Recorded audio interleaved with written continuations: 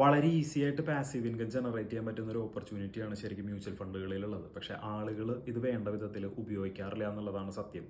ഏത് ഇൻവെസ്റ്റ്മെൻ്റ് ആണെങ്കിലും അത് മാനേജ് ചെയ്യാനായിട്ട് നമ്മൾ കുറച്ച് ഇഫേർട്ട് ഇടേണ്ടി വരും. അതിപ്പോൾ റിയൽ എസ്റ്റേറ്റ് ആണെങ്കിലും സ്റ്റോക്ക് മാർക്കറ്റ് ആണെങ്കിലും ഒക്കെ നമ്മൾ അതിനെപ്പറ്റി കുറച്ച് പഠിച്ച് മനസ്സിലാക്കിയിട്ടൊക്കെ വേണം ആ ഒരു ഇൻവെസ്റ്റ്മെൻറ്റ് നമ്മൾ കൈകാര്യം ചെയ്യാനായിട്ട്. അവിടെയാണ് മ്യൂച്വൽ ഫണ്ടുകൾ വ്യത്യസ്തമാകുന്നത്. അവിടെ ഫണ്ട് മാനേജർ ഉള്ളത് കൊണ്ട് തന്നെ നമ്മൾ ആ ഇൻവെസ്റ്റ്മെൻറ്റ് മാത്രം ചെയ്താൽ മതി. അത് എങ്ങനെ നിക്ഷേപിക്കപ്പെടുന്നു എന്നുള്ളതൊക്കെ ഫണ്ട് മാനേജറുടെ റെസ്പോൺസിബിലിറ്റിയാണ്. അതുകൊണ്ട് തന്നെയാണ് മ്യൂച്വൽ ഫണ്ടിനകത്തൂടെ നമുക്ക് വളരെ ഈസി ആയിട്ട് പാസീവ് ഇൻകം ജനറേറ്റ് ചെയ്യാൻ പറ്റുമെന്ന് പറയുന്നത്.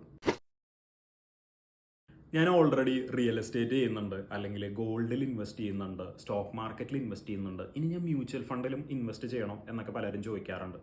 സത്യത്തിൽ മ്യൂച്വൽ ഫണ്ട് ഒരു ഇൻവെസ്റ്റ്മെൻ്റ് അല്ല, ഇൻവെസ്റ്റ് ചെയ്യുന്ന ഒരു രീതിയാണ് മ്യൂച്വൽ ഫണ്ട് എന്ന് പറയുന്നത്. നമ്മൾ ഇൻവെസ്റ്റ് ചെയ്യുന്നതിന് പകരം ഫണ്ട് മാനേജർ ഉപയോഗിച്ചുകൊണ്ട് നമ്മൾ ഇൻവെസ്റ്റ്മെൻറ്റ് ചെയ്യുകയാണ്. അപ്പോൾ അവിടെ ഒരു എക്സ്പേർട്ടായിരിക്കും നമുക്ക് വേണ്ടി ഇൻവെസ്റ്റ്മെൻറ്റുകളൊക്കെ നടത്തുന്നത്. ഇപ്പോൾ ഒരു സാധാരണ ഇൻവെസ്റ്ററിനെ സംബന്ധിച്ച് വളരെ ഈസി ആയിട്ട് പണം കൈകാര്യം ചെയ്യാൻ പറ്റുന്ന ഒരു നിക്ഷേപ മാർഗ്ഗമാണ് മ്യൂച്വൽ ഫണ്ട്സ് എന്ന് പറയുന്നത്.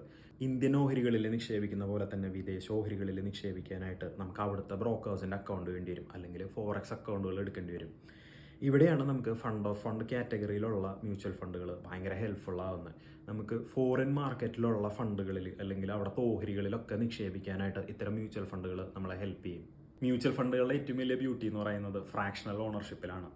ചില കമ്പനികളുടെ സ്റ്റോക്ക് നമുക്ക് മുഴുവനായിട്ട് വാങ്ങി വയ്ക്കാൻ പറ്റാത്തടത്ത് അതിൻ്റെ ഫ്രാക്ഷണൽ ഓണർഷിപ്പ് നമുക്ക് നേടിയെടുക്കാനായിട്ട് മ്യൂച്വൽ ഫണ്ടുകൾ നമ്മളെ ഹെൽപ്പ് ചെയ്യാറുണ്ട്. ഒരു എക്സാമ്പിൾ പറയുകയാണെന്നുണ്ടെങ്കിൽ MRFൻ്റെ ഒരു സ്റ്റോക്കിന് 1,00,000 രൂപയാണ് വില. ഷെയർ മാർക്കറ്റിൽ നിന്ന് അത് വാങ്ങാനാണെങ്കിൽ മിനിമം 1,00,000 ഉണ്ടെങ്കിൽ എനിക്ക് അതിൻ്റെ ഓണർഷിപ്പ് എടുക്കാനായിട്ട് പറ്റുള്ളൂ.